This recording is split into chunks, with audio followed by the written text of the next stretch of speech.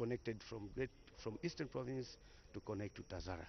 We did feasibility study, and government had a bankable document which is still there. Apparently, just due to fiscal space, the project hasn't taken place. But I'm sure we should be able to do the project soon. I'm married, and my children, I've got 2 children. They are in China.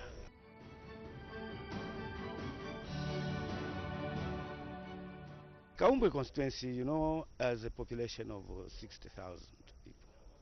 Kaumbwe constituency is bordering Mozambique, and in terms of other constituencies, it is bordering Kapoche constituency and the Betauke Central. Kaumbwe constituency is the least developed constituency in Zambia. Zambia has 156 constituencies. Now we are the least developed constituency in the country. This is on record. It is written in the what they call economic outlook index, for using the multidimensional index, meaning to check the poverty levels. They look at how many people are employed in the Kaumbwe constituency, are there industries, and so on. So we fall at, imagine we're falling at 94% poverty levels. Well, but the people are happy. We are happy people. It is a sweet place. We like to enjoy our traditional ceremonies and so on and so forth. So you find that Kaumbwe is a place also that is very hospitable. There's hospitality. Uh, Kaumbwe constituency has no industry. There's no source of any job. The only source of income is farming. Our land, our land has become infertile. We have to depend on agricultural subsidies like FISIP programs. And these FISIP programs, they are not even enough. Also, the distribution is very erratic. Right now, I'm so much worried about the hunger. The situation has become like this simply because the last season, the farming production was very low due to, okay, of course, due to climatic factors, as well as the late delivery of inputs.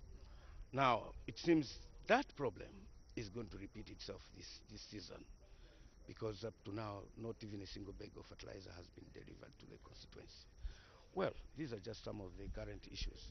But to describe better about the constituency, the challenges as they are outlined in the in the national survey that was conducted, you find that education, we have no government boarding secondary school, the whole constituency, not even one. We do not have a referral hospital. A referral hospital is only in Petauke, which the furthest part from Chizanda is about 60 kilometers. Now imagine you are sick in Chizanda. The referral hospital is so many kilometers away. The few clinics that are in the constituency that not provide the desirable health care that we want. Look at the roads. The roads, thank God that the previous government embarked on the OPRC project. Right now we cannot complain on the roads part. But the major issues that we are looking at is water supply also. We need to improve the water supply by sinking boreholes across the constituency.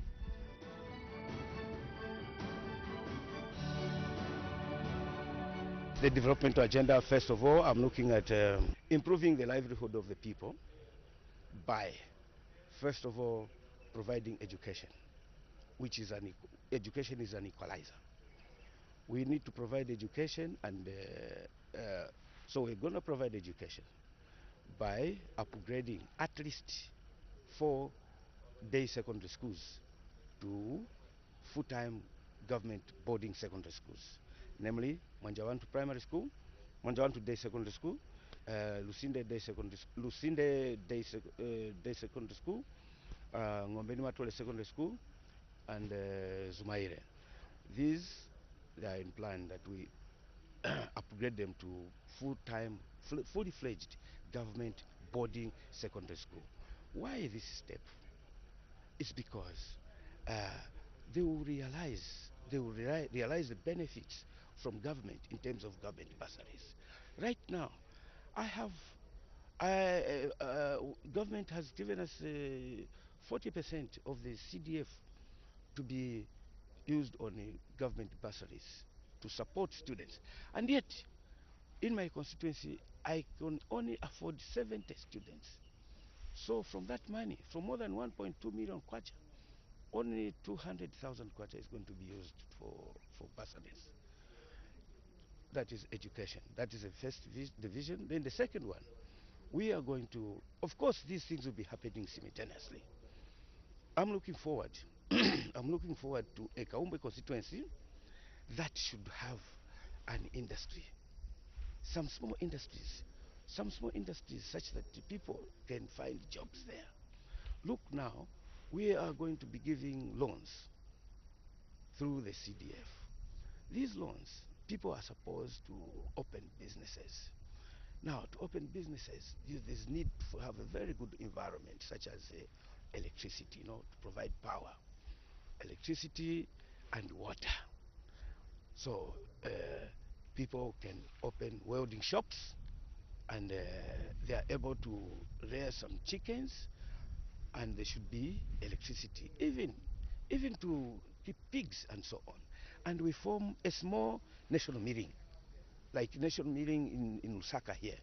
It should have everything there. You take your maize, so there'll be some silos where, so there'll be all the functions of a small FRA and also national meeting.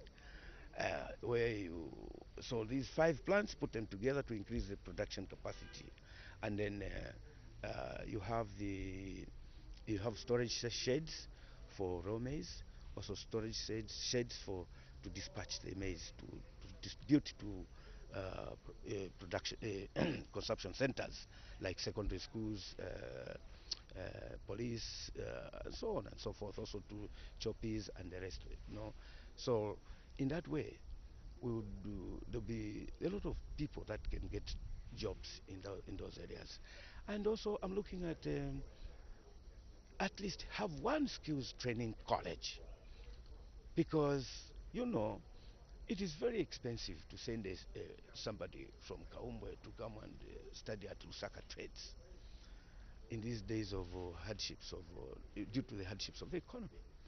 So we are trying to look at upgrading one of the secondary schools, which is we are earmarking Zumaire, which is at the center.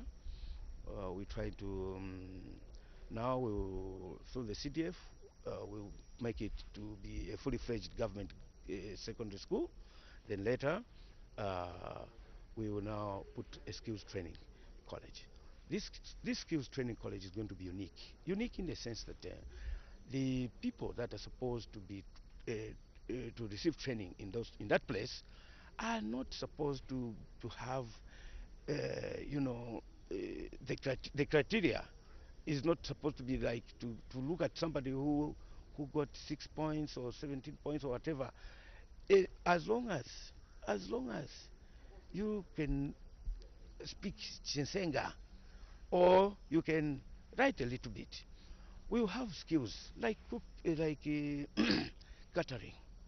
Catering, I don't need somebody who has a certificate in grade 9. So we'll be offering courses that are practical department and also academic. Practical, for those to be enrolled in the practical section, they just need to we just need to tap their talent. They will not have written exams. All they will be doing is just to go for practicals. Like, so people to learn mechanics, there's no need to teach them about the combustion system of the car, but there will be a model of a vehicle, a model of an engine, and the teacher would dismantle that engine and teach them assemble. After assembling, then they will. So this is the vision.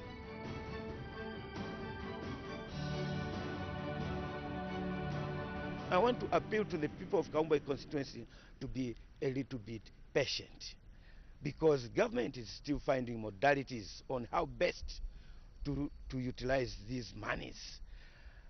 The good news is that money is not going to be recorded at the end of a fiscal year. So it means that we are able to plan and construct and implement all the projects at our own time. Now I'm just urging for a little bit of patience. The good news is that the projects for last year, the projects that in the previous government, the 1.6 million kwacha projects, they are going to start. They will start implementing them next week. All the contractors, they have been given award letters, and next week the school at Kalasau, the contractor will move there. The school at Lusinde, the contractor will move there, at Nyawalira, and so on and so forth.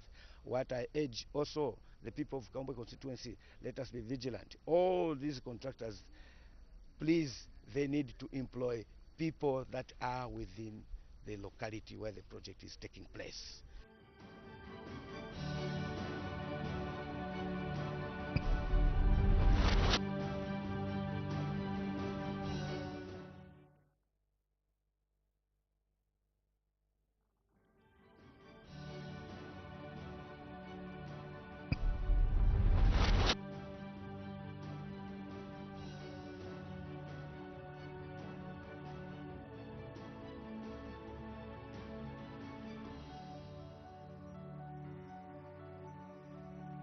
My name is Monti Chinkudi, born in 1964. I went to various primary schools. Finally went to Choma Secondary School, where I finished my grade 12. Worked for ZRI. I worked for the mines, which is First Quantum. I attended, I've got a degree in law, diploma in law, certificate in law, pursuing masters in law, and majoring into corporate governance. I'm a married person, a father of 5. The first born is having his own company. The second, she's working for some other company. My third one is an engineer with the mines, a civil engineer. Then the two are still in school.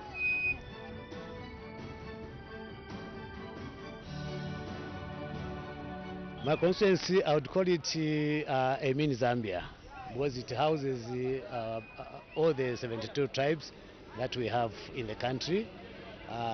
It's dynamic, it's a living constituency, and it has got a number of challenges. The most challenging issue that the constituency has, there's no formal employment. People are industrious. They are just running here and there. They're innovative. Others are welders, builders. They repair bicycles. Others are we have seen wheelbarrows pushing here just to earn a living, which is sad for a Zambian.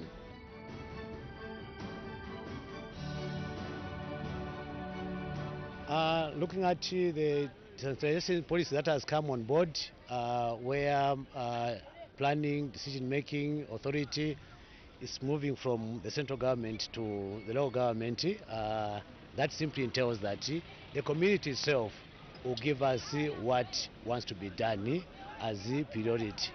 We won't antagonize with whatever the community want. The community will tell us this is what we want, and we just have to do that. We won't have squibbles. We won't direct our constituents or constituents to do that which us as politicians want, but that which they want. They'll give us community projects, of which our role will just to approve, then forward them to the relevant authorities for action.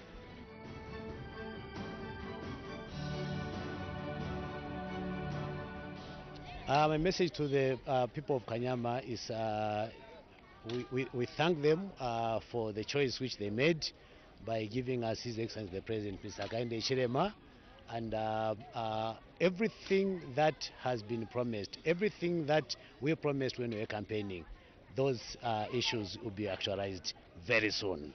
Like you have seen, education is already online, and things are moving. As you can see, all these children are coming from our government schools.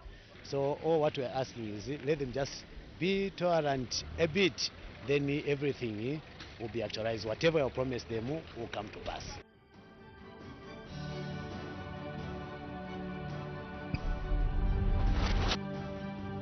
So much for still being with us on Parliament television. At the time, business was interrupted at 16:40 hours. On the floor of the House was Zambezi East Member of Parliament, Mr. Brian Kambita, who was adding his voice to head 35 Ministry of Small and just now we take you to the floor of the House.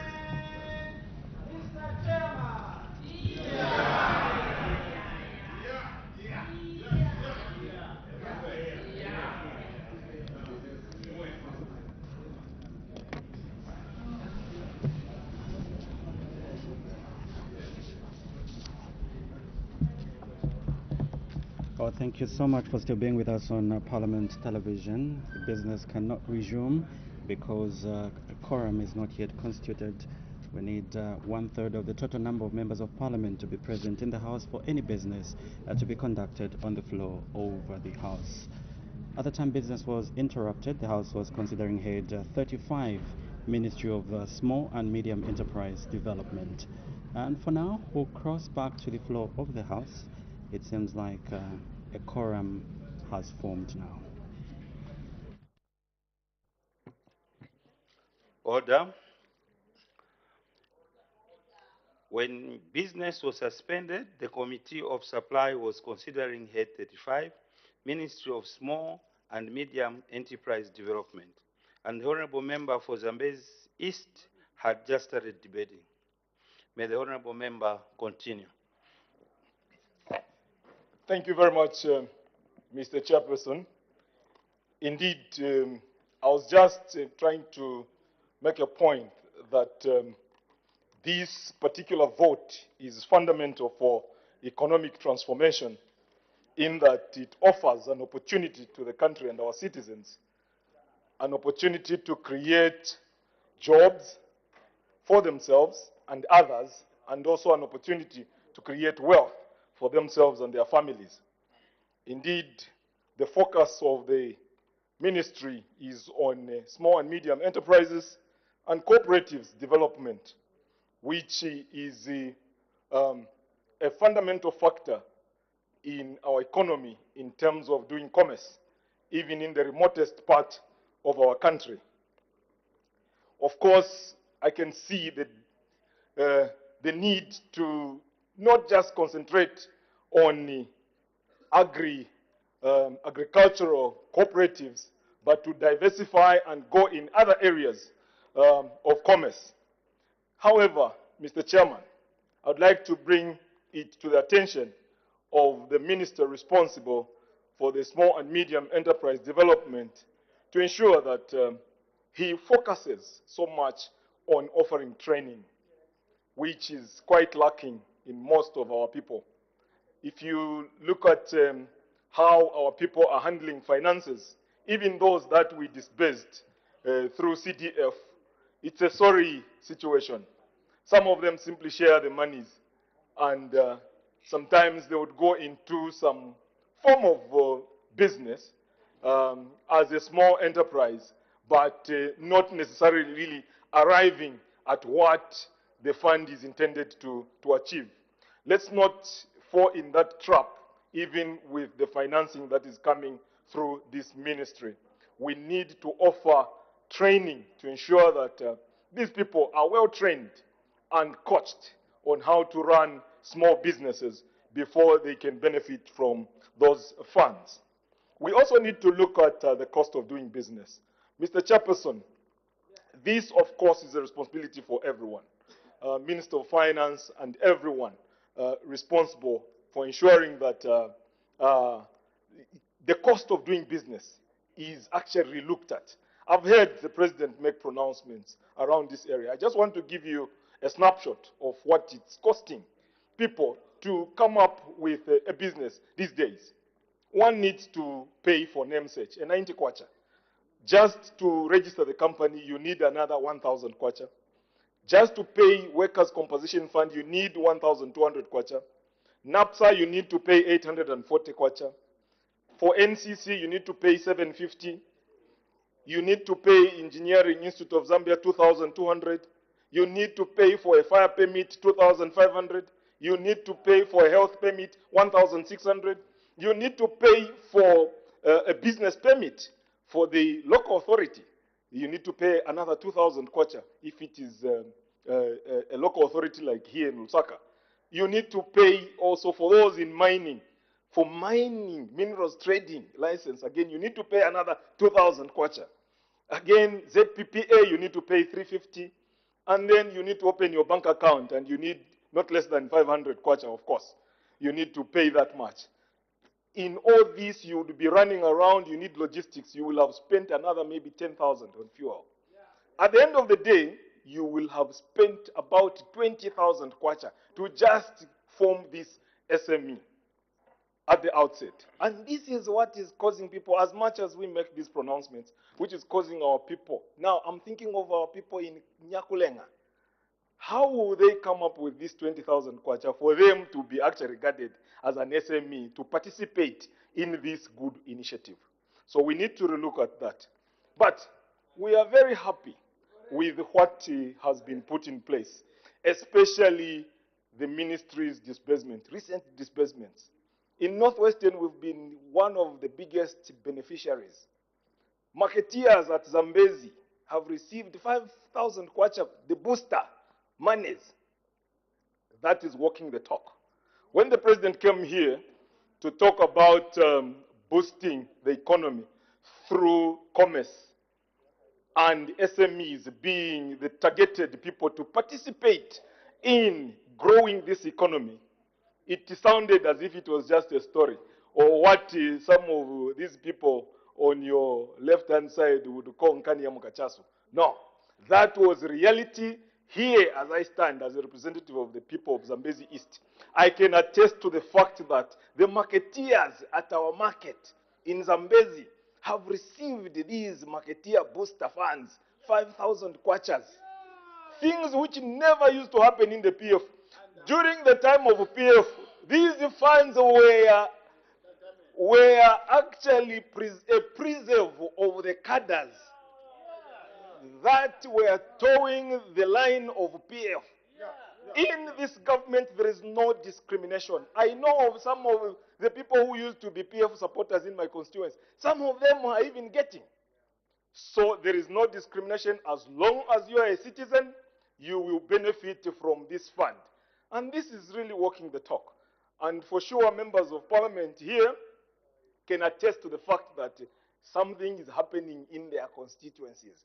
And it's countrywide. It is not just in one area in Zambezi East, it's everywhere. Of course, it is phased. It's moving from province to province. And I've had a chat with the minister there. Minister, you are doing very, very well.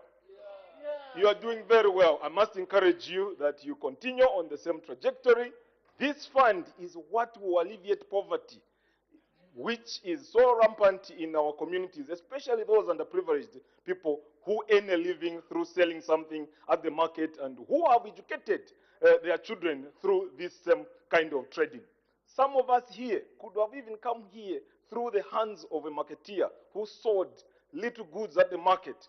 That's why this vote is such an important vote to our economy, and I support it. Mr. Chairperson, I thank you. Thank you. We all are aware that we started debating this head yesterday. So I'll just allow Mr. Mwila to debate and the minister will wind up debate. We have to make progress. We are behind schedule. Thank you. Thank you, Chairperson. Chairperson, I want to anchor my contribution to this head, on the strategy that the ministry has with regard to cooperatives.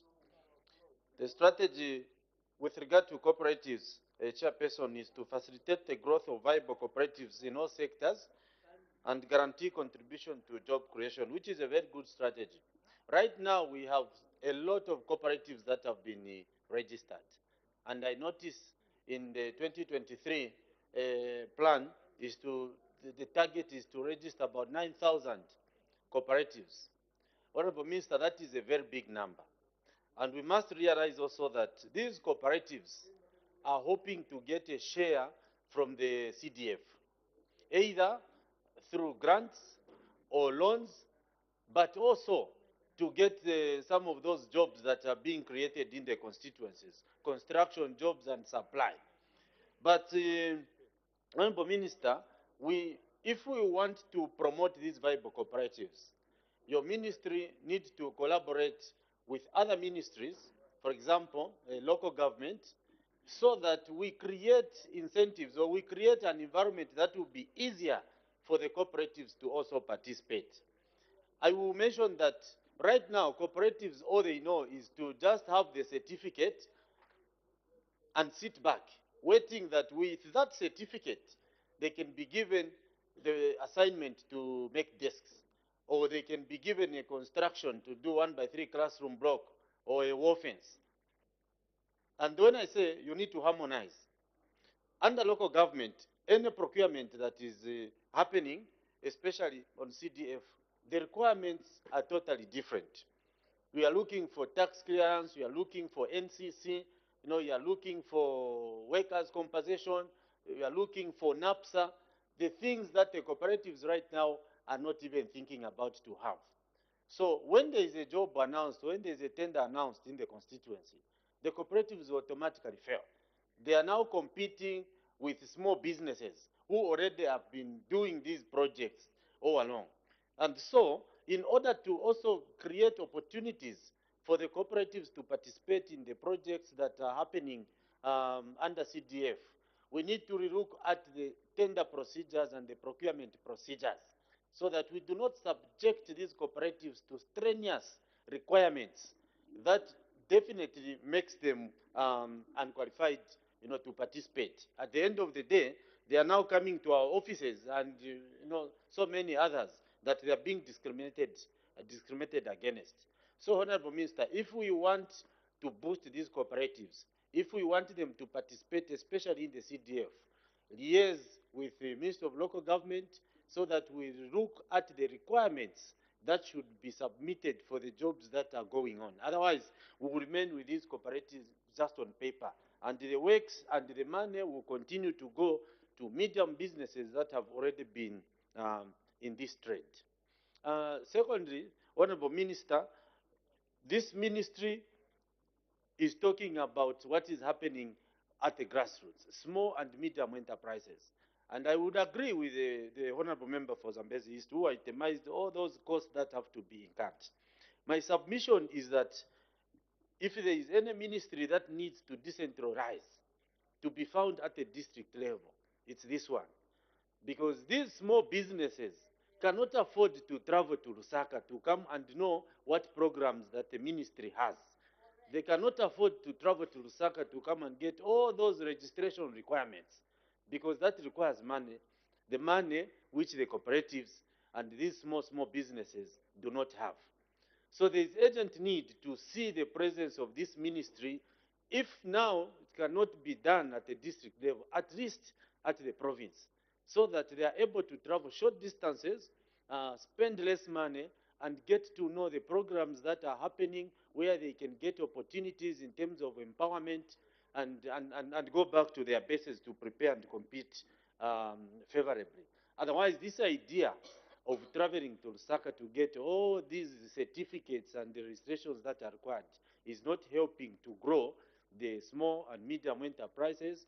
It's not helping your ministry to be felt for the purpose for which it was created. So please look into that decentralization and look into the requirements for procurement so that the cooperatives can also compete favorably. With these comments, Mr. Chairperson, I support this budget. Thank you.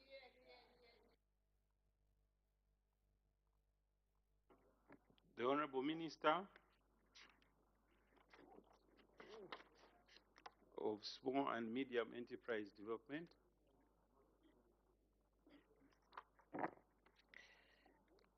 Thank you, Mr. Chairman. Through you, I wish to thank all the honorable members of Parliament who have debated the estimates of expenditure for my ministry. I have taken note of all the positive contributions from the honorable members. Some of what the members have contributed, it's a model of empowerment. Chairperson, it is the policy of the New Dawn government to do away with the handouts and focus on empowering the citizens in a more sustainable way. This means that the ministry will continue with the capacity building. We want to make sure that our people are given skills. These programs will continue so that we can also change the mindset of our people. The attitude of not paying back will not be entertained by this government. We will try by all means to help our people to know and to understand how to do business. That's why this ministry was created. We will try and make sure that we emphasize entrepreneurship and we support them.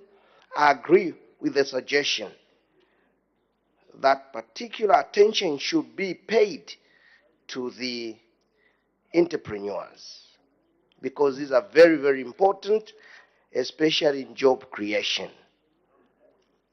My ministry will encourage and focus on innovations. Our people, our young people, the innovators will as well be supported. We will continue to coordinate with stakeholders, other ministries. You know, my ministry is cutting across, and we'll make sure that this is encouraged so that we are able to deliver to our people. Mr. Chairman, I also want to say the positive contribution from members of this August House shows that the development of SMEs and cooperatives is of interest of all well-meaning Zambians. And as Minister in charge of SMEs in the country and cooperatives, I will make sure that we get whatever the members have asked the ministry to do so that we can help our people to actualize their ideas, their proposals. I also wanted to say something, the member of parliament, especially from Honorable Kambita. It is important that we help our people to his way of doing business. The policy for SME is coming, is underway, and very soon it will be able to address all these issues. Skills training is key.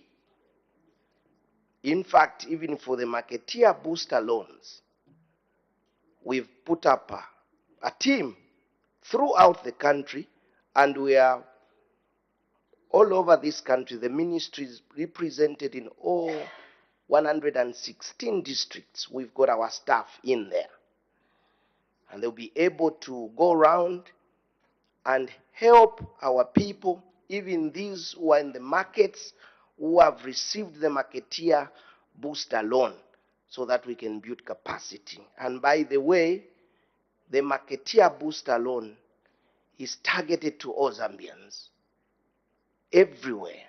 The 10 provinces are receiving this marketeer booster loans.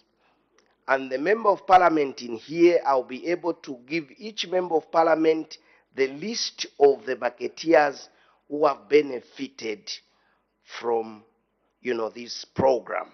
So the members of parliament, by next week, you receive the people that have benefited from the empowerment fund in your constituents, so that you can also follow them up, help them, and incubate them so that they can succeed. CDF is extremely important, and my ministry is working very closely with the Ministry of Local Government so that we can also see what we can do and help our people in the constituencies. Yes, I still want to emphasize capacity building. It's very, very important. Mr. Chairman, as I conclude, I just want to thank every member in this August House who has debated and supported the budget for my ministry. I thank you.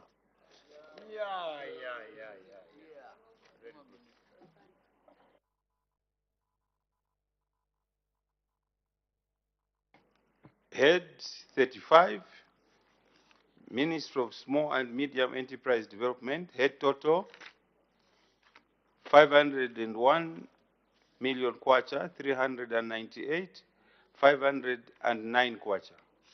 Any debate, any objection? I put the question. The question is that head 35, Ministry of Small and Medium Enterprise Development, head total 501,398,509 kwacha, stands part of the estimate. As many are of that opinion, say aye. Aye. Of the contrary, say no. I think the ayes have it. The question is resolved in the affirmative. Head 35, Ministry of Small and Medium Enterprise Development, head total 501,398,509 is ordered to stand as part of the estimate.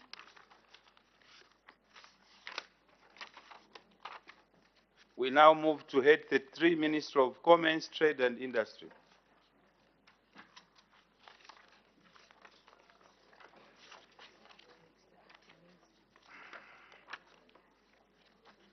The Acting Minister of Commerce, Trade and Industry, General Policy Debate. Thank you very much, Mr. Chairman. Very grateful for according me this opportunity to present the policy statement on estimates of revenue and expenditure for Head 33, Ministry of Commerce, Trade and Industry. Foremost, I would like to thank His Excellency the President of the Republic for the well-articulated policy statement made to this House on the 9th of September 2022. The President, in his parliamentary address, whose theme was working together towards socio-economic transformation, emphasized on the need for government to unlock resources and the avenues of investments to ensure sustainable national development. In his words, and I quote, "Our focus has been and remains that of transforming our country into an industrialized nation with the participation of citizens in partnership with the private sector to systematically unlock various economic opportunities to deliver inclusive development, jobs, and improved livelihoods for our people." End of quote. The Ministry stands ready to follow through on this presidential pronouncement. Mr. Chairman, once again, I would like to thank and commend the Minister of Finance for a comprehensive, inclusive, and citizen-centered national budget address delivered on the 30th of September under the theme, Stimulating Economic Growth for Improved Livelihoods. As you will note, this theme augurs well with our ministry's mandate of job creation, industrialization, promote trade, and contributing to economic growth and development. Ministry's performance review for the year 2022. Allow me to at this point to provide highlights on the Ministry's performance for the current financial year. The Ministry was allocated a total budget of 500.9 million kwacha and a supplementary budget of 28.5 million kwacha, which translates into a total of 529.4 million during 2022, compared to 591 million in 2023. From the total approved budget, the Ministry received funds amounting to 490.8 million as at end October 2022, representing 92.7% of the total approved budget. Of the released funds, 473 million kwacha was spent, representing 96.4% of absorption. Once again, I commend the Minister of Finance for the high degree of credibility and certainty in the disbursement of funds.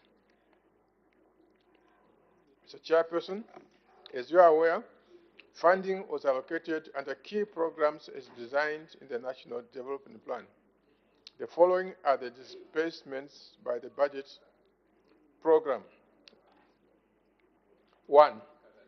Competition and consumer welfare. The program was allocated at 4.1 million kwacha. The whole amount was released, representing 100%. The Ministry intensified vigilance in anti-competitive conduct, restrictive business practices, and abuse of dominance. Alongside increased sensitization programs, investigations were also undertaken. These activities resulted in a reduction in the anti-competitive behavior by 24%. Standards and quality assurance, the program was allocated 92.4 million kwacha, of which 92.3 million has been released as at end October, representing 99.9%. The Ministry, through the Zambia Bureau of Standards, in collaboration with the Africa Clean Energy, with the support of Foreign Commonwealth Development Office of the UK and International Finance Corporation, set up and launched a solar laboratory to test and certify solar panels and products to contribute to cleaner and renewable energy subsector. 3. Industrial and enterprise development. The program was allocated 315.6 million kwacha, of which 258 has been released, representing 82%. Following the signing of the electric battery value chain agreement, the Zambian government and that of DRC Congo shall set up centers of excellence at the University of Zambia, Copperbelt University, and other leading universities and research institutions. Further, a multi-facility economic zone emphasis on the manufacture of components in the battery value chain shall be established. This transformative initiative is expected to increase economic output, create high-value jobs, and business opportunities. The Ministry conducted investment promotions both locally and internationally, promoted business linkages, hosted the European Business Forum, Africa Development Forum, and so on. The Ministry continued to employ a number of interventions, included to target investment promotion. Madam Chairperson, trade facilitation and promotion. The program was allocated 14.5 billion kwacha, of which 13.6 has been released, or 94% of funding.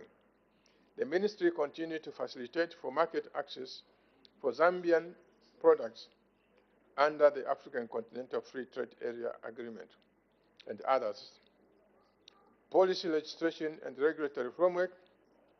During the period under review, various pieces of legislation were processed and are currently at various levels of completion. Key among these are the Zambia Institute of Marketing Act 2022, Zambia Development Agency Bill of 2022, the Investment, Trade and Business Development of 2022, and I therefore wish to thank you, members of the House, for the commitment in the process of these legislations. Programs to be implemented during 2023 to 2025, the ministry has been allocated a total of 591 million. Of this, 377 is earmarked for grant-aided institutions, 196.7 for donor support to projects, while 39.6 million is for recurrent departmental charges. Madam Chairperson, personnel emoluments stands at 21 million and 570,000 being personnel-related emoluments. Chairperson, the following themes are followed. 1, competition and consumer welfare. The program has been allocated 42.2 million, a decrease of 41.9. The decrease is due to the realignment of the Zambia Meteorology Agency budget as it is appropriately suited to standards and quality assurance. 2, standards and quality assurance. The program has been allocated 152 million, an increase of 59.7 million from last year. The reason for this upward adjustment is the realignment of the Zambia Meteorology Agency budget from the program of competitive and consumer behavior. The Zambia Meteorology Agency and Zambia Compulsory Standard Agency, in pursuit of their mandate to provide technical support as regards measurement and quality assurance, will continue their compliance inspections of farming inputs under FISIP and other programs to ensure compliance to weight and other aspects. Industrial and enterprise development has been allocated 237.4 million, a decrease of 51.5 million, the reason being the downward adjustment in donor support. Trade facilitation, the program has been allocated 121.1 million as opposed to 12.7 million last year or this year. The increase is attributed to the proposed establishment of the trade center at Kasumbalesa border post. Private sector development, the ministry has allocated 1 million towards coordination of PPP programs. In conclusion, Madam Speaker, we remain resolved and committed to promote and support the growth of industries, trade, and competitiveness of the Zambian economy. Mr. Chairperson, I wish to thank you.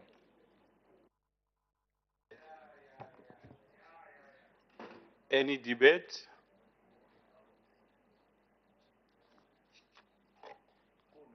Mr. Fube.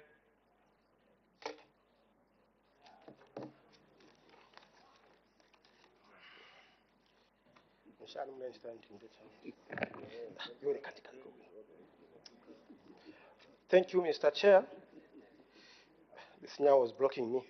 Mr. Chair, I would like to start by acknowledging that unlike last year, the Ministry of Commerce has migrated 2 programs that I've noted. Maybe the Minister in his last speech can correct. That's the cooperatives, because there was confusion in the last year concerning the Ministry of Small and Medium Enterprise on the cooperative component, as well as the citizens' economic empowerment, especially that they are not reflecting. I would just like to guess that they have been migrated to the Ministry of Small and Medium Enterprise. Having said that, Mr. Chair, I note that this ministry's mandate is to formulate, administer, and monitor implementation of policies in the commerce and trade industry sectors. I am of the view that whereas we have said that, you see that in the budget, the component on economic zones development and promotion is not taken care of. Whereas there is an allocation to ZDA, because I was thinking that in an environment like ours, especially that we are coming from a commandist economy to a liberalized economy, these are supposed to operate as Siamese twins in a manner, especially that when we talk about economic and zones development, this is more of large-scale industry promotion, which, in the view of the people of Chiluvi, would have had some allocation to that effect. Mr. Chair, I also want to note that the people of Chiluvi, maybe as the minister at some point will be winding up, would like to learn the 530 million which is going towards transfers and which has taken about 89.74% of the budget, where you find that that particular allocation, how it's meaning with and matching with the objectives that it intends to promote. Mr. Chair, I want to factor in that since government is a dream facilitator, and as I've already pointed out too, that we have come from a commandist economy to a liberalized economy, meaning that much of the informal sector and many other, where we have to grow from the small and medium scale to a large scale, this ministry becomes key. And if this ministry becomes key, I do note that under trade facilitation and promotion and access, market access, there is an appreciating, amount of 121,101,586. Whereas this is welcome. On the other hand, you find that industrial and industrial and enterprise development, their allocation has reduced, meaning that there is now creating a tug of war between the two components. Why I say there is the creation of tug of war between the two components is that when we look at what we are posting, especially on the export front, this is an industry, this is a ministry that is supposed to create a lot of more products through promotion of industrial growth and especially through the window of value addition, so that they start competing with copper, which is an outstanding traditional export in this case. Mr. Chairman, I know that the minister did refer to the speech of the president. I also want to quote what the president said, which brings a bit of worries to the people of Chiluvi. In the speech that the president read when he came to parliament, before the Minister of Finance read this speech, the president widely talked about exporting raw materials, especially to the Euro bloc. And among the raw materials that the president did talk about, even included black carrots. So, looking at that particular aspect, the mindset in terms of championing commerce matters. If we are at the mindset of raw material, we will not grow any industry. And this also has a spillover effect on our mining, the mindset on our mining. We still remain at an extraction level where we are just extracting raw materials and taking them to different markets, thereby creating employment to those markets that we are taking. Because this particular ministry is sitting on cluster number 1, which is the pillar number 1, which is about economic transformation as well as job creation. So if we want to speak a language that has to create employment, it means that even the color of our mind has to match what we want to achieve. Mr. Chairperson, the people of Chiluvi on this particular issue have problems in understanding why we should speak about importing raw materials throughout, and then in the budget, we want to squeeze in something resembling the value addition, especially that if you go back in the speech, in the schedule that is talking about details, you find that value chain is also one of those components that has not been catered for in our budget. So, what is it that we want to achieve? If we have all these gray areas that are still hanging, and they have not been attended to, especially that when we talk about the presidential speech, it's the one which creates the path. In Bemba we say mutamfian soka, which means that when we go in the bush, and that's the one which chases very dangerous snakes, so that it paves the way. So, in looking at that particular, drive to the economy, we need to take the bull by its horn. And taking the bull by its horn, we need to have the mindset of, value addition. In all the speeches, we are talking about raw materials. In the speech, in the budget, we want to squeeze in certain components that are so weak, actually, to talk about value addition. So I think that is where we see a mismatch. And I think on that particular note, people of Tirubi also want to appreciate that the Minister of Commerce budget has an approach of consumer protection centered, which is appreciated, though it has a bit of an increment compared to the 2022. But consumer protection is something that a developing nation, especially that we have investors coming through the window of foreign direct investment who are coming here, the consumers have to be protected. On that note, we support the budget, Mr. Chair. Mr. Chanda. Thank you so much, Mr. Chairperson. Mr. Chairperson, to place on record that the people of Kanchvia does support the allocation to this ministry under Head 33. And in particular, we make a reference to the cluster strategies under the economic transformation of the National Development Plan framework. That is to promote value addition and manufacturing, promote enterprise development, facilitate increased domestic and international trade. Mr. Chairperson, we want to also applaud the increment from 500 million to 591 million, signifying a 90.3 million kwacha increment. Of concern by the people of Kanchvia, and we hope that the Honorable Minister will speak to these issues, is that number one, we notice that economic zones development and promotion gets a zero allocation in this budget. The people of Kanchvia would seek to understand, because as a matter of priority for us, would seek that one day there has to be an economic zone in our area. And so economic zones play a very important role. The economic zones development and promotion gets a zero allocation. And then investment promotion gets a paltry 2 million kwacha.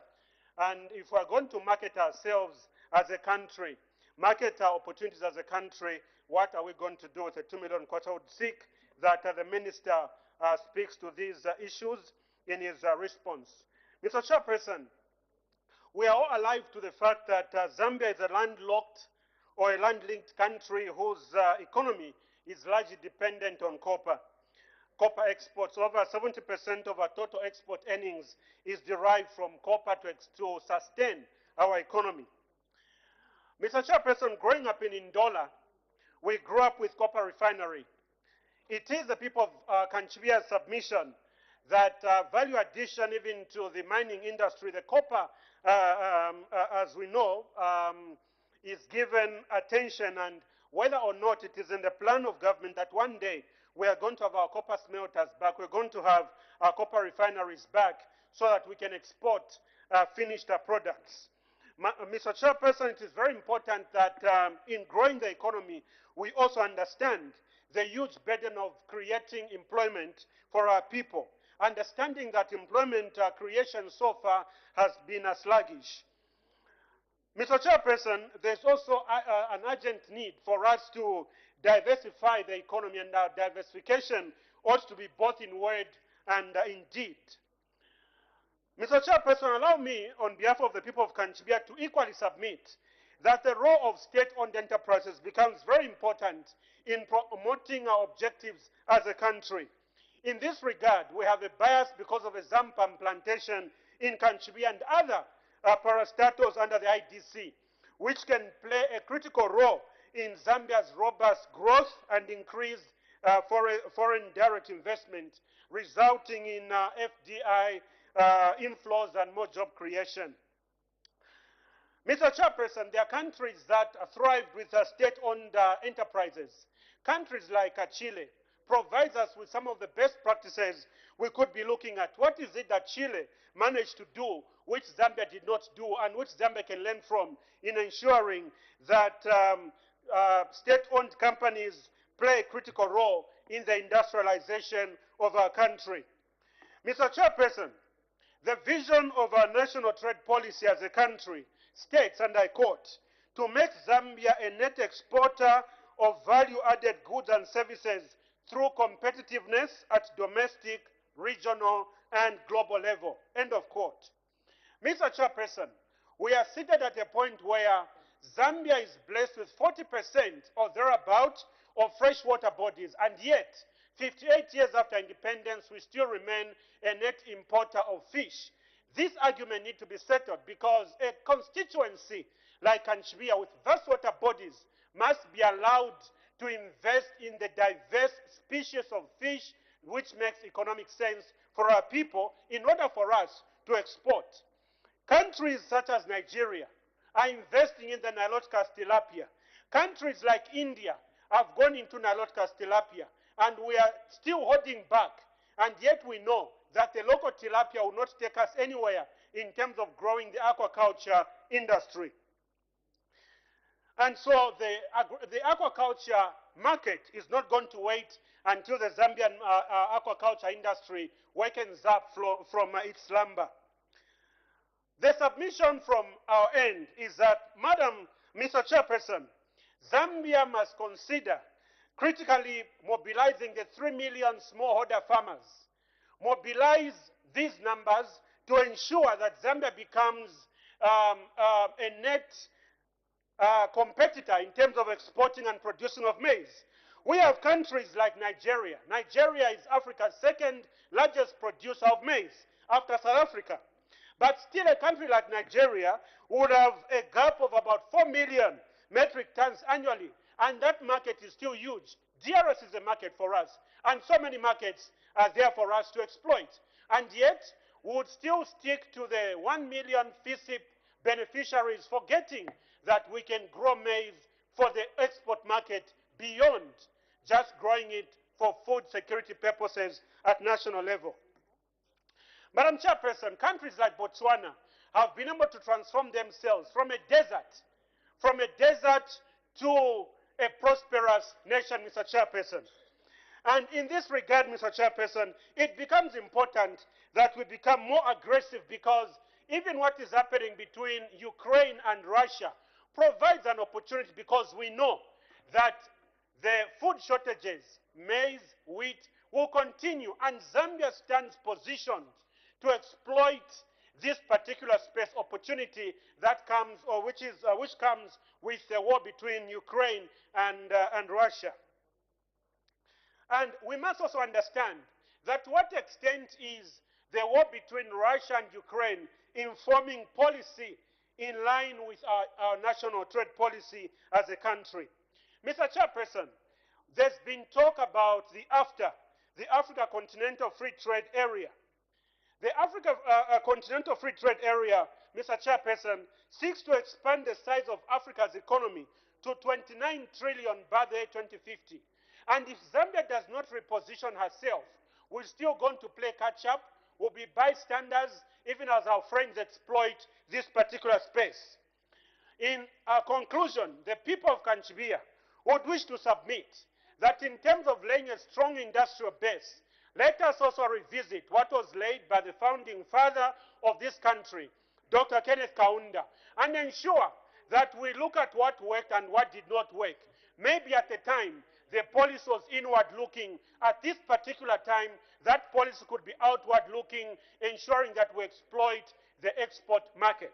Mr. Chairperson, with those remarks, I submit. Thank you. Thank you. Mr. Sampa.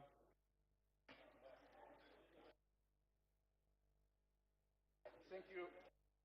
Thank you, Mr. Speaker, and thank you, the Minister of Finance, Dr. Tumbeko Msokotwane, for ably delivering the statement on the Ministry of Commerce, Trade and Industry. With due respect to the substantive minister, a colleague, Honorable Mubanga, Mr. Chairman, Mr. Speaker,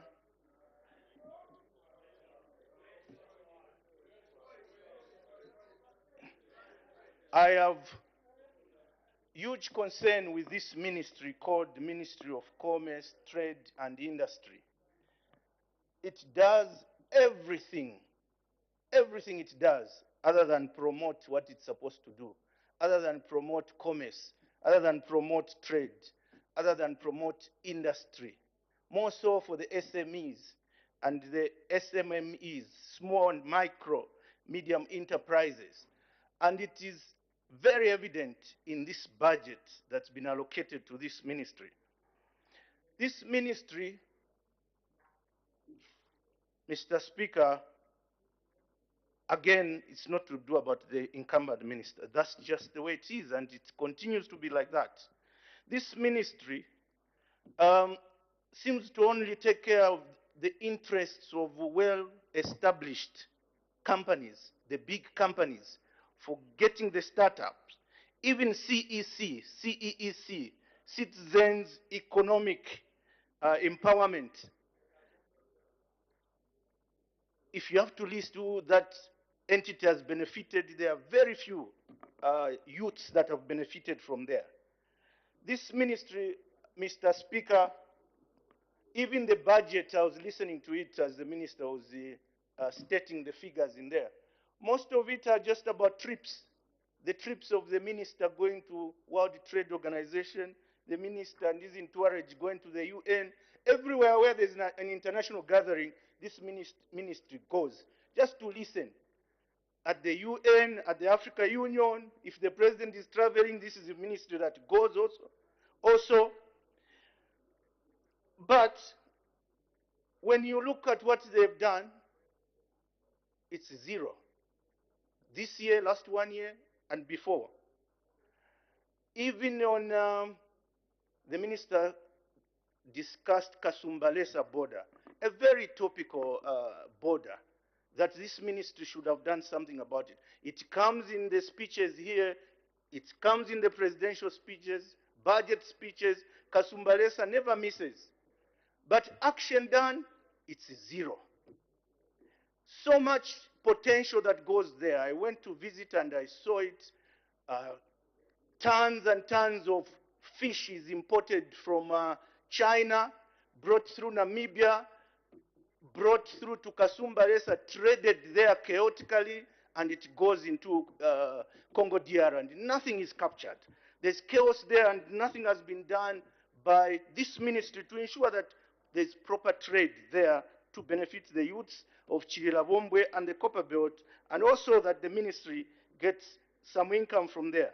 This statement the minister gave on the Commerce Ministry was silent on SMEs, was silent on the youths.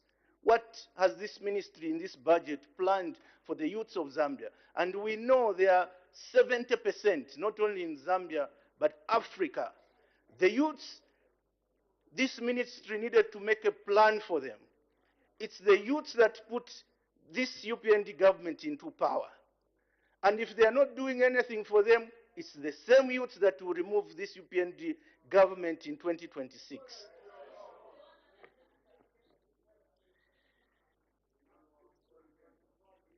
The youths are listening. The youths of Kaput are listening. They need a plan. Which ministry can plan for them? It's not Home Affairs. How many policemen can the Minister of Home Affairs employ, the youths? It's a drop in the ocean. How many youths can the Zambia Army employ? It's a drop in the ocean. That approach will not work for the youths. The ministry that needed to cater for them is commerce and SME. Make an environment conducive for them to do the business. Now, if I was a minister, I've never been a minister in my life. If I was the finance minister, I've never been a finance minister in my life, I would have put money for a youth bank to get money from there and start their SMEs, make money for themselves, not giving them the money. Because that has never worked anywhere. As I conclude, Mr. Speaker, let me conclude about another issue in this ministry, that all ministers of commerce and all ministers of finance, they come and go, they talk about it, but zero action. Comesa market, it's there in Chiboria. Chiboria, by the way, is a country within a country. Chiboria. Comesa there, it's a dumping ground for goods from South Africa, goods from SADC. It used to be Comesa. Comesa is no longer there. We might as well call it SADC market. Everything produced around our neighbors is dumped there and sold at cheap price. And ZRA don't even capture anything from there.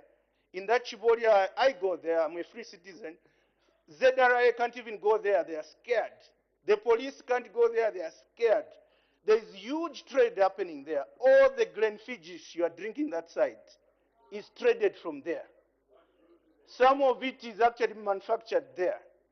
My point is, there's so much going on at Comesa where trade is happening, and yet the youths from Zimbabwe, Botswana, South Africa, they bring their goods and they attract the market there, and it's bought in bulk. Some restaurants and hotels actually order from there. And yet, there is no such arrangement for our youths to take the goods from Zambia and take to South Africa or take to Zimbabwe. It's one-sided. Once when I spoke about it, let's stop them coming. No, we are a free trade. We signed to agreement of free trade. Free is one side. They're bringing goods free. Try taking that honey from Northwestern Province or that pineapple. Try sending it to South Africa. You pack nicely when it arrives there at OR Tambo Airport. They will reject it. They will say, final sanitary condition, it doesn't pass. It wasn't properly picked. It has a disease. They will just discourage you. And yet, us, it's cow feta. Whatever you produce out there, bring here. Cow feta is fiance, bonse. Everything produced out there is brought here. And lastly, and time is going, ShopRite also. Everything there, tomato, cabbages from South Africa is dumped here. Our farmers, they produce that, we can't take it that side. That's what this ministry needed to do in this budget. With that, finally, I thank you, Mr. Speaker. Thank you. The Honorable Acting Minister of Commerce and Trade and wind up debate. Thank you very much, Mr. Chairman. And I want to thank all the colleagues who have debated this. Honorable Sampa, who has just been speaking. Honorable Fuve, who started. Honorable Chanda. I don't know whether I've forgotten someone. I already indicated him. Let me just respond to some of the issues. The large transfers, the large amount of transfers from the Ministry of Commerce, Trade and Industry, that goes to support agencies under the ministry, such as the ZDA, Zambian Development Agency, that other institution that deals with standards, and many others, which also addresses the issue of there was a comment to say there's not enough money for marketing in Zambia. Well,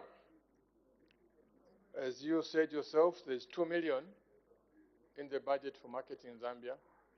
But in addition to that, we have to be mindful of the fact that ZDA, which is funded under transfer, there's also money under ZDA for marketing Zambia.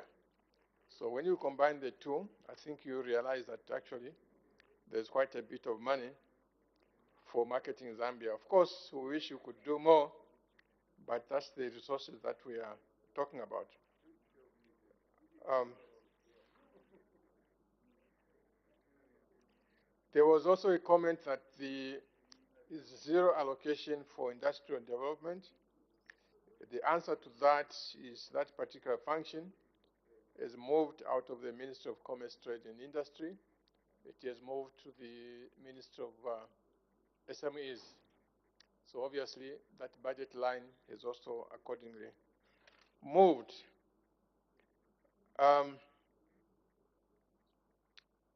Then of course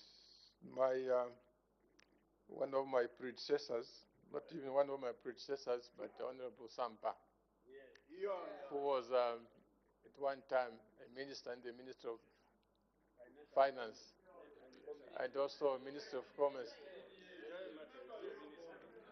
There was, of course, you've spoken a lot about why we've not put enough money under SMEs. I agree. We should have put more money into SMEs on top of what we put.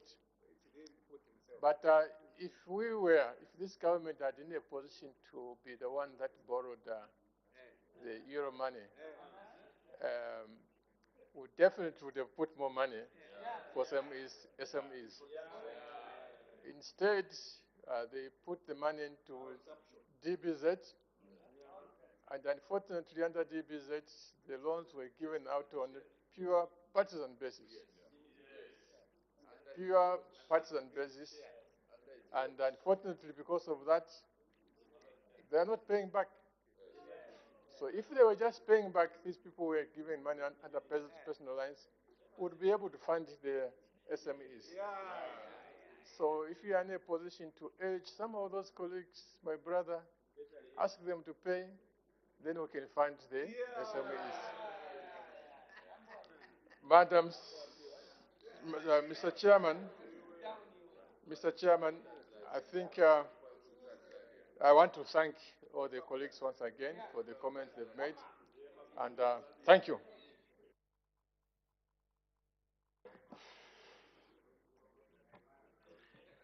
Head 33, Ministry of Commerce, Trade and Industry, head total 591,197,709 kwacha.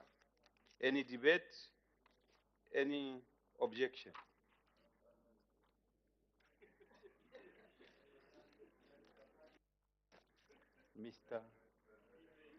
Mr. Mkosa. Thank you so much, Mr. Chairman. I would like to pose a question to the Minister, the Acting Minister of Commerce. On page 373, budget allocation by program, that is table 2. Under code 2111, competition and consumer welfare, I have noticed that there is a reduction by almost half in terms of the amount that is allocated for consumer protection as well as competition. What is it that has caused this reduction, Honorable Minister? Thank you, Chairman. The Honorable Acting Minister of Commerce, I thank you, Mr. Chairman.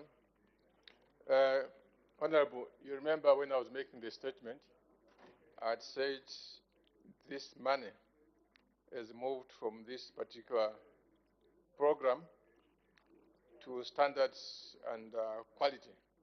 So it is merely shifted from one subhead to the other. Thank you.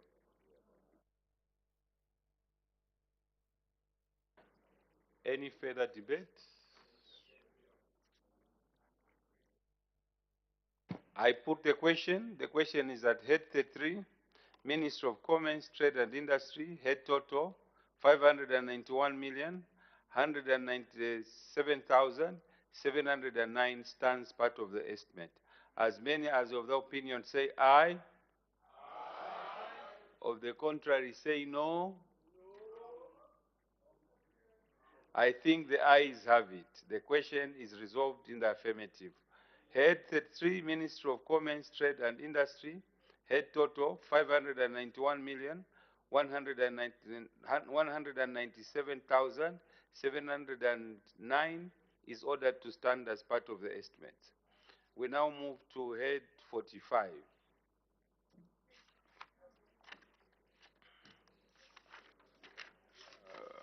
Head 45. Head 45, Ministry of Community Development and Social Services.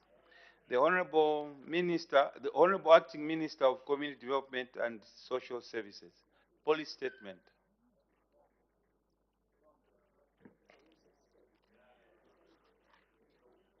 Chairperson, thank you for according me this opportunity to present the 2023 estimates of expenditure for Head 45, Ministry of Community Development and Social Services. According to Government Gazette Notice number 1123 of 2021, the ministry is mandated to provide equitable social protection services to vulnerable individuals and regulation of non-governmental organizations in order to contribute to sustainable human development. Chairperson, allow me to highlight the achievements and challenges of my ministry thus far in 2022 fiscal year. Furthermore, I will outline my ministry's resource management with specific focus on human and social development goals as contained in the 8th NDP. The achievements. In the 2022 fiscal year, my ministry was allocated a total of 4.4 billion. This allocation was broken down as follows: 41.5 million personal emoluments, 960 million for goods and services, 3.36 billion for transfers. Chairperson, the major success include but not limited to the following. Number one, the social cash transfer. As you may be aware, Chairperson, the social cash transfer program is a flagship social protection intervention in this country. As of October 2022, the caseload for social cash transfer stood at 973,323 households compared to 880,539 in 2021, same period. And this will be scaled up to 1,027 by the end of 2022, thereby impacting over 5 million individuals. Number two, food security pack. To address the food security and nutrition among the vulnerable, poor households, my ministry continued implementing the food security pack program comprising wetland cropping, rain-fed and alternative livelihoods. This program provided farming inputs and supported 263,700 poor and vulnerable bad viable farmers in all the districts of the Republic of Zambia. This support comprised nutrition-sensitive messages and inputs that included cereals, legumes, fertilizers, and chemicals. 3. Livelihood and Empowerment Support Scheme. The scheme provided business, entrepreneurial skills, and finance to selected households for enhanced well-being. The scheme reached out to 20,670 beneficiaries by August 2022, against a target of 20,843. This target will be surpassed by the close of 2022. Most of the beneficiaries of this program are currently running various income-generating activities. These activities, Chairperson, include small livestock, general trading, and general agriculture. Number four, social welfare services. Chairperson, during the period under review, my ministry continued to provide social welfare services for the protection of rights of children, persons with disabilities, and the aged. The services included probation, reformation, and rehabilitation of juveniles, as well as adoption. My ministry also administered services related to gender-based violence and anti-human trafficking. Number five, coordination of social protection programs. To improve the coordination of social protection programs, the district and sub-district level, my ministry is implementing the Single Window Initiative. This initiative, Chairperson, brings together all stakeholders so that beneficiaries are able to access multiple services through an integrated approach. 6, government is aware, cash plus agenda, rather. Government is aware that the social cash transfer program alone cannot completely get people out of poverty. In this regard, Cabinet has approved the implementation of the cash plus agenda. This has enabled beneficiaries of social cash transfer to receive additional benefits that have allowed them to engage in various income-generating activities. Chairperson, my ministry faced a number of challenges in the period under review, and these challenges, Chairperson, include but not limited to the following: inadequate staffing at district and sub-district level, inadequate transport for both national and sub-national level, and inadequate office equipment. Allow me, Chairperson, to outline the key focus areas of my ministry for the fiscal year 2023. The budget for the year 2023 is pegged at 5.2 billion kwacha compared to 4.4 billion in 2022. This translates into an increment of 18%. Out of this amount, 99.3 million is earmarked for personal emoluments, 1.1 billion for goods and services, 4 billion for transfers, and 60.5 million for assets. Chairperson, specific programs where the 2023 budget will be applied include: number 1, social cash transfer program. The social cash transfer allocation has increased from 3.1 billion in 2022 to 3.7 billion in the 2023 fiscal year. With this allocation, the caseload of beneficiary households will increase from the 1,027 earlier mentioned to 1.374500 in 2023. Scaling up nutrition. To address the high levels of stunting and malnutrition amongst children in identified districts, my ministry will accelerate the rollout of the 1,000 days social cash transfer nutrition, which targets 12,500 households by end of 2023. Public Welfare Safe Assistance Scheme. My ministry will continue to implement the Public Welfare Assistance Scheme in 2023. This program is very important for the provision of education, healthcare, and social support to stranded persons. In this regard, the program has been allocated 3 million kwacha in 2023. Food Security Pack Program. My ministry will continue to implement the Food Security Pack Program in 2023. This is intended to contribute to the food and nutritional security for both community and national level, as well as facilitate income generation amongst households. My ministry has therefore allocated 1.2 billion for the program targeting 290,000 vulnerable but viable farmers. Child Welfare and Development Program. Chairperson, my ministry will continue to implement interventions aimed at enhancing the development and well-being of children through programs that seek to protect, promote, and uphold rights of children. It will also continue to implement programs that will facilitate the identification, placement, rehabilitation, and integration of children living on the streets. To this effect, 38.5 million has been allocated to this program.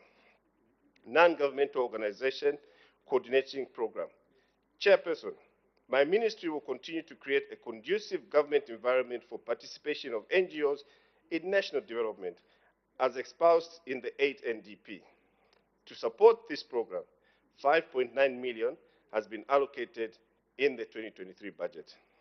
Chairperson, as I conclude, I call upon the honorable members in this House to support the estimates of expenditure for Head 45, Ministry of Community Development and Social Services for the fiscal year 2023. I thank you.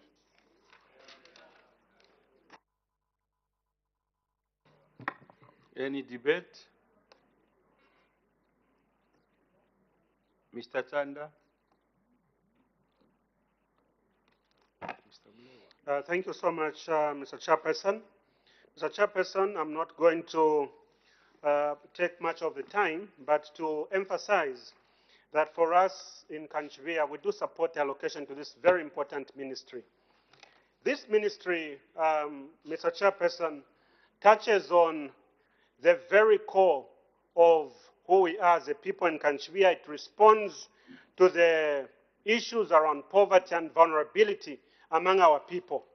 Coming from a rural constituency, Mr. Chairperson, and understanding the challenges of the elderly, the orphaned, the disabled, differently abled persons, women-headed households, child-headed households, and the difference that this particular ministry makes in their lives, makes me stand on this floor, Mr. Chairperson, to support this allocation to this particular ministry unreservedly. Allow me to also make use of this opportunity to commend the community development team in Kanchibia district for their responsiveness to the challenges of our people. I'll give a clear example of an area in one of the wards, Cheoshimfamba ward, where we had our people not captured under the social cash transfer program. The ministry, with their officers in the district, moved in at lightning speed. And today, the elderly in that area, the disabled in that area, the vulnerable in that area have been captured. The amount might look small, but it goes to make a huge difference in the lives of our people. In that, it goes to cushion the impact of poverty on the very vulnerable of our masses in rural areas. Mr. Chairperson, the increment from 4.4 billion under 2022 to approximately 5.3 billion under 2023 is commendable because of the scope that this ministry has to deal with. Mr. Chairperson, it is important that in addressing the challenges of malnutrition in rural areas, these are real issues, issues around stunted growth and the impact on the development of these children and who they become later on in life, how they hinder and impact negatively on their cognitive abilities. This also impacts on human development and the growth and development of this country. So we support this particular allocation unreservedly. Issues around child welfare and development, issues around community development, and maybe, even as we know that this does not fall within the ambit of this particular ministry, it is the people of Kanchibia's submission that there be consideration that community schools in rural areas be brought under the ambit of this critical ministry. In that, we still have the burden of trying to find ways of paying our community teachers, ensuring that the children attending community schools are catered for, they are fed, etc. It is our submission that community schools be brought under the ambit of this particular ministry. With those few remarks, Mr. Chairperson, we wish to place on record that we support this allocation. Thank you so much. Mr. Mulebwa. Thank you very much, Mr. Chairman, for giving the people of Kaflafuta a chance to give their humble submission. I'll start off, Mr. Chairman, by saying the people of Kaflafuta strongly support this head and the allocation given to it.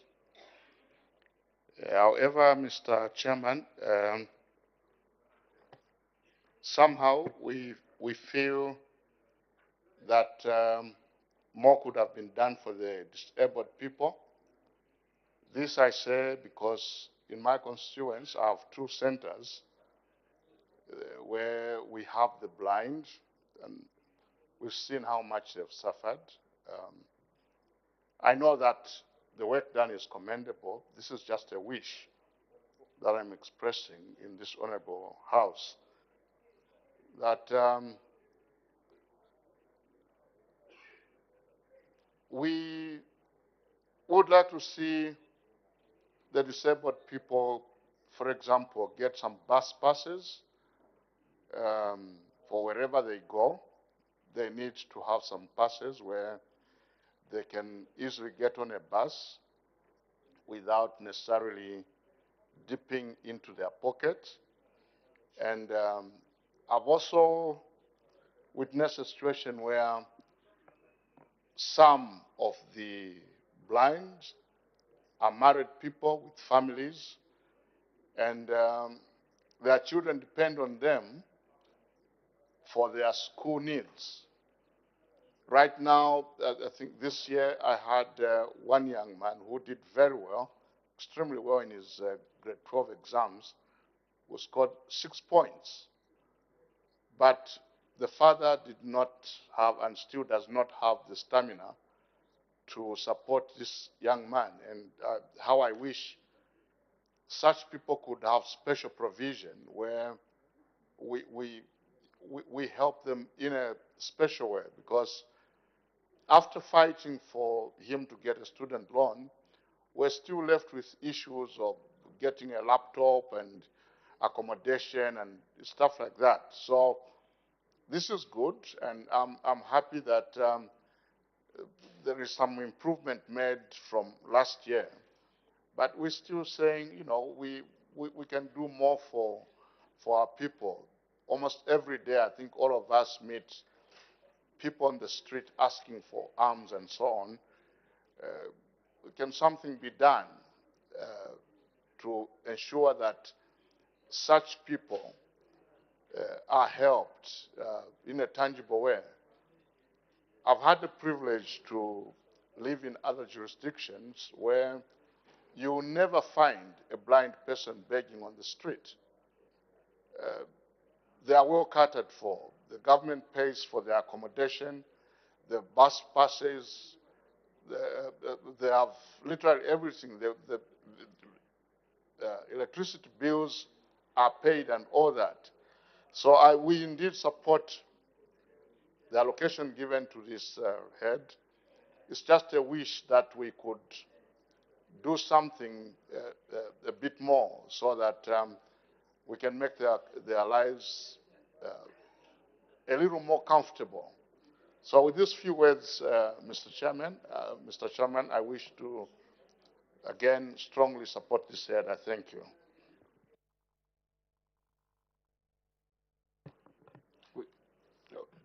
Gender, Ms. Nyirenda. Thank you, Mr. Chairperson, for giving a chance to the people of Lundazi to add their voice to this very important head. Mr. Chairperson, firstly, I would be failing in my duties if I do not salute the woman who heads this ministry, Honorable Doreen Mwamba. At least she has been to Lundazi, and together we have traveled. She has seen the blind, she has seen the poor, she has seen the women and how they are suffering. So when you are lobbying from such a person, you are lobbying from an informed point, and it's very easy for you to get answers. For that, if this was the Ministry of Agriculture, I think it would have been very good. Leave me to debate. It's my time, my 8 minutes. Mr. Speaker, most of the people who have migrated into town now are no longer sending any money to their poor parents in the villages. The Ministry of Community has done a favor to all of us. Honorable Member, here. there is a point of order by the Minister of Agriculture.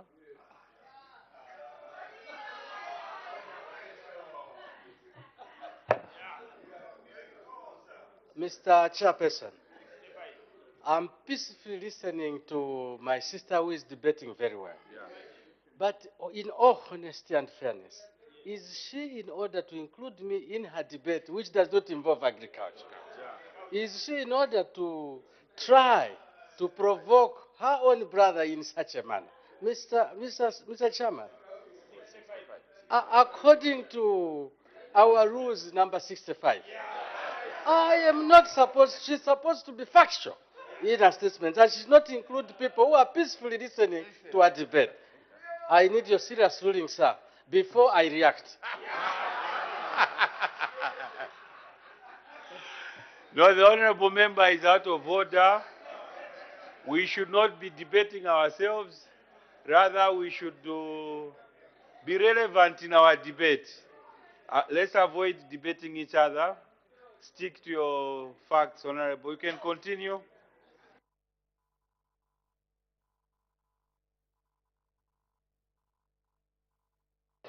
Not when it comes from your brother. You've done very well this time to deliver fertilizer in Nundazi on time. I know that's what you wanted. But the lady has surpassed because she has been there to see the challenges which the people are going through. And she has used the heart of a mother. I would want to testify here because we have to be factual, not so. So I have to talk about the person who has been there. Mr. Chairperson, the people who are disabled in Lundazi are very grateful that from last year they are able to produce their own food. They no longer have to depend on anyone to help them. In this case, they can even employ someone to work for them. However, I just want to censure a bit of some of the issues which may bring confusion in this very, very, important ministry. The issue of removing people before they qualify and telling them that their names have disappeared in the system should end.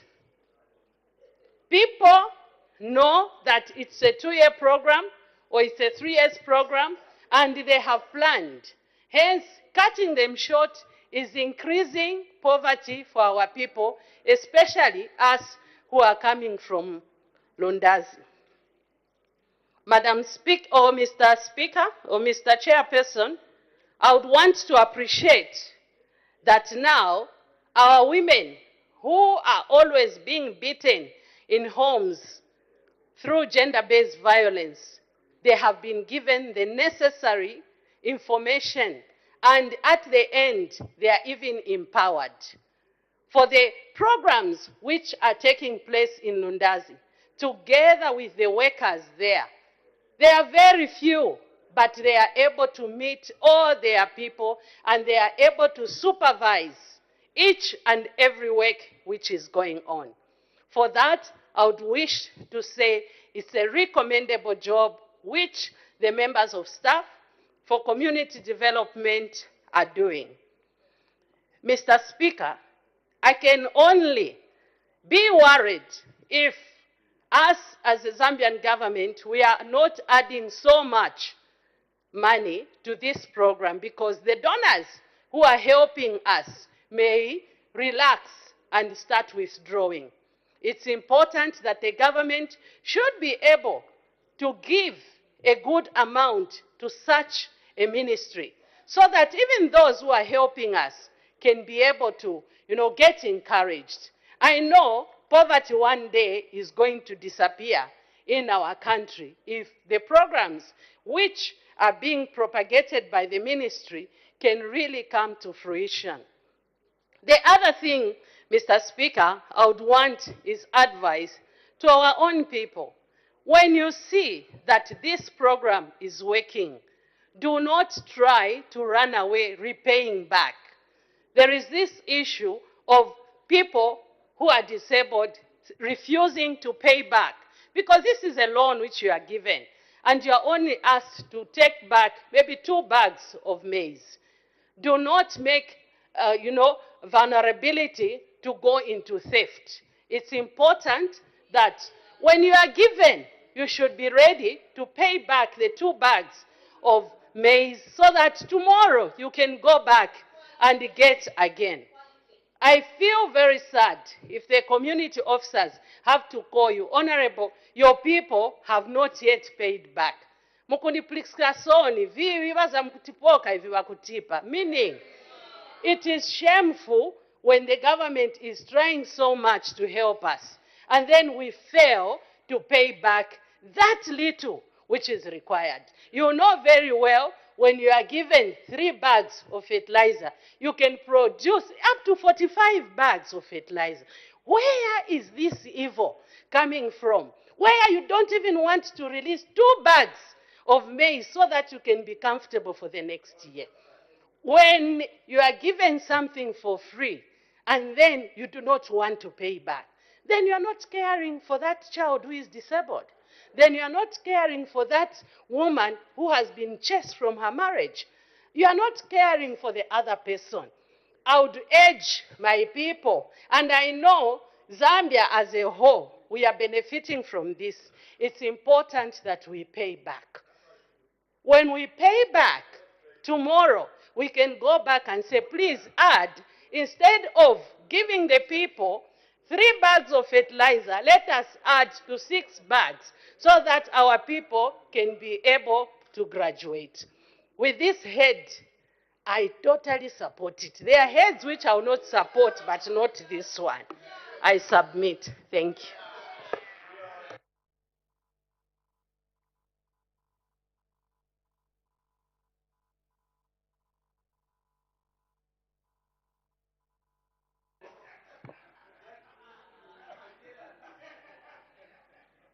Mr. Chinkuli.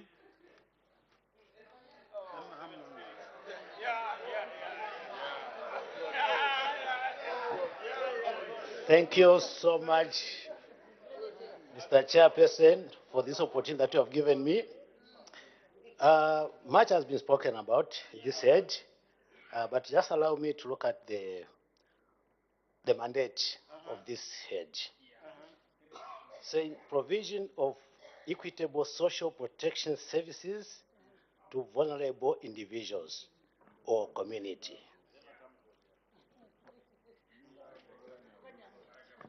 Mr. Chair,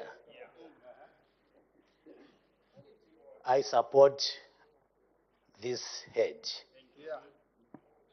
because it's trying to uplift the living standards of the people, which is the UPND government is centered on. However, Mr. Speaker, or Mr. Chair, what is happening on the ground is something unbelievable. This head looks at vulnerable people, the communities, and you agree with me that Kanyama is one of those, places where you find such people. Thank you. Thank you. I would want to see a service that will have no ears, a service that will have no eyes, a service that won't discriminate any individual who qualifies to have this service. What is happening as at now is the fact that people are being registered. Thereafter, when it comes to the actual receiving of this help, it becomes so blind. People are not receiving this service. Then you start wondering, what is it which goes wrong between the government, which is providing this service, and the people actually who implement this service? I'll give you an example. Some months ago, there was this registration of those who are supposed to receive this service. But to date, people haven't received the service. They flocked my office, and I think I just went, us from Kanyama there, times we use emotions. I just wanted to look for someone who I should just hold and shake. Just to tell me what is going on. Right now, as I'm speaking, there's some consignment that is being held there in Kanyama. Never mind. It came in a suspicious manner, of which I even brought that to attention of the minister herself. So those are some of the issues that personally I don't want to see, because one, they are there to disrupt government's policies. And as a result, we are being decamped. So, I would want to see services delivered without discrimination. We would want to see services delivered without looking at a political party. We want to see a service delivered to people who are supposed to receive that service. And once we do that, Mr. Chairperson, I think Zambia will be a better place to live in. With these few remarks, I thank you.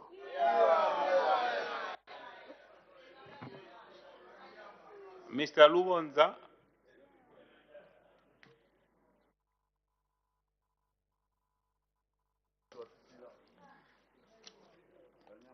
Thank you, Mr. Chairman, for according the people of Chifubu an excellent and outstanding moment to contribute to this aid. Of course, I want to center on the social cash transfer. Mr. Chairman, I wish to recap that we are coming from the recent past where the social cash transfer was used as a scheme for political match fixing.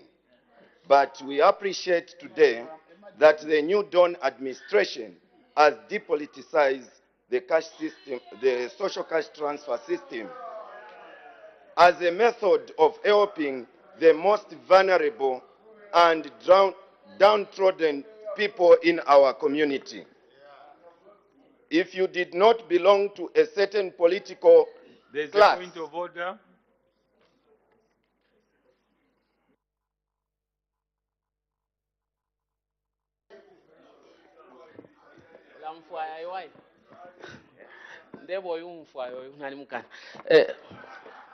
Thank you, Mr. Chairman, for giving me this opportunity to raise a point of order. Mr. Chairman, I raise this point of order pursuant to Standing Order number 65, which requires us members to debate issues that are factual, that we can substantiate, and also that are relevant to the debate that is on the floor. Mr. Chairman, my colleague who is on the floor, the Member of Parliament for Chifuhu, in his debate, he has suggested that social cash transfer in the previous regime was used for political match fixing. Mr. Chairman, he has not brought evidence and he has not demonstrated how that was happening. Mr. Chairman, I want to find out, or I raise this point of order, to find out if the honorable member is in order to debate issues that he cannot substantiate, and without bringing evidence to the floor of this House. Thank you so much, Mr. Chairman. Order. Order, order. First of all, what is match fixing? So, I think honorable member, as much as match fixing could have been there, but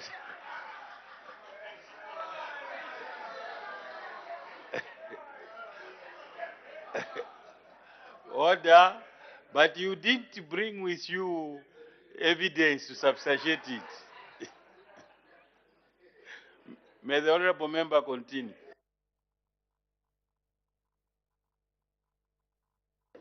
thank you, Mr. Chairman. I would lay the honorable member for Wengwa as my evidence on the table. Yes, he was politically match fixed.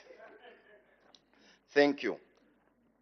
Mr. Chairman, once again, today, social cash transfer has been seen by the current administration as a mode and mean of providing the much needed social services to the vulnerable people in our community. This has been evidenced by the special and significant importance the New Dawn administration has attached to this sector by increasing the number of beneficiaries from about 900,000 to about 1,200,000. Mr. Chairman, allow me also to say the benefits that are accruing. Order. As the time is now 18:40 hours, I interrupt proceedings and committee work stands adjourned. The Committee of Supply will report progress and ask leave to sit again.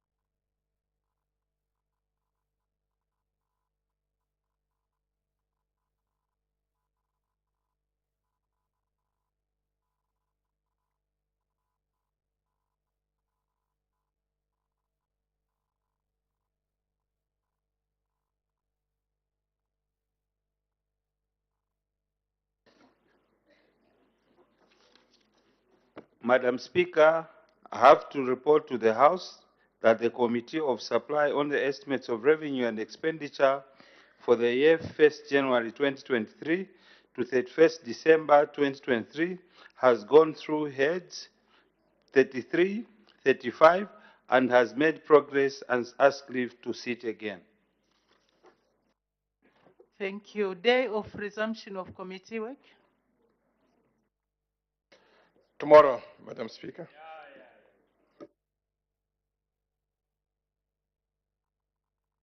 The House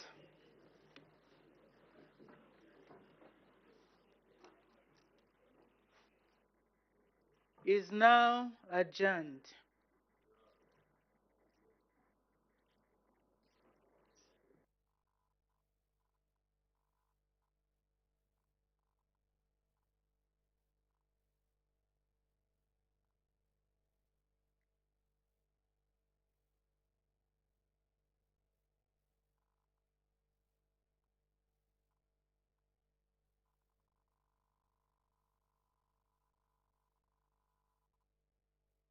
Quickly look at what has been considered on the floor of the House from the time business resumed.